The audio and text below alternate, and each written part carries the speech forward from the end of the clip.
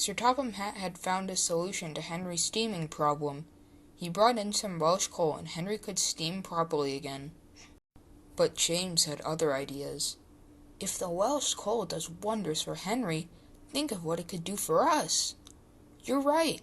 I could take 4 trips up and down the branch line if I had that kind of fuel.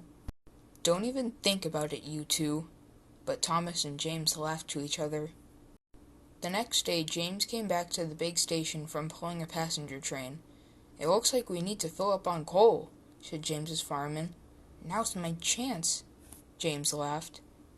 James backed up to the coal load, but just as he was about to stop, he bumped himself to the Welsh coal load. His driver and fireman didn't know this and loaded up. Just then, Thomas drove by and they winked at each other. Off we go, James, said his driver. He lit the fire, and James's eyes widened. He tripped off immediately. When he got to the station, he was 10 minutes early. Never mind, said James. I'll get my own train ready. He pulled the cars as quickly as he could. The cars were surprised with the newfound respect they got. He pulled them to the platform and waited. Just then he heard an excited voice. Hi, James, how are you doing?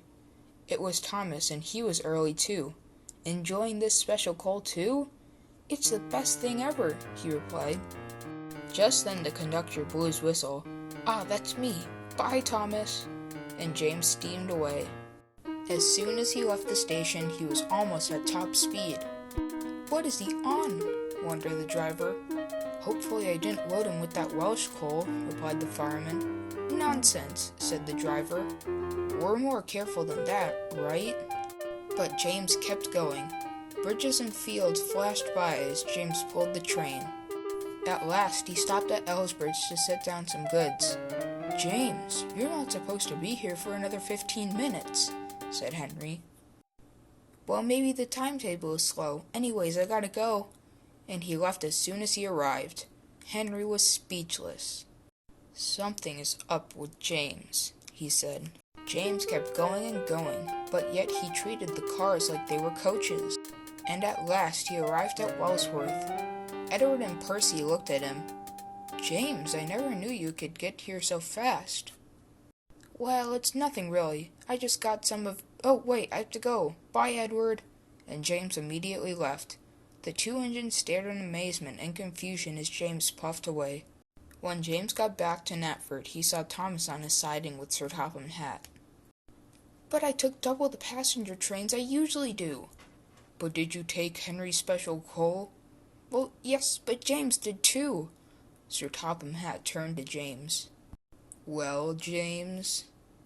Yes, sir, I did, sir. The reason Henry gets his own coal is because it gives him the right amount of energy. But now I see it gives the other engines too much energy. I need my engines to keep on time, not 20 minutes early. You will go to your sheds immediately. The engines did go to their sheds, and they stayed there for the rest of the week.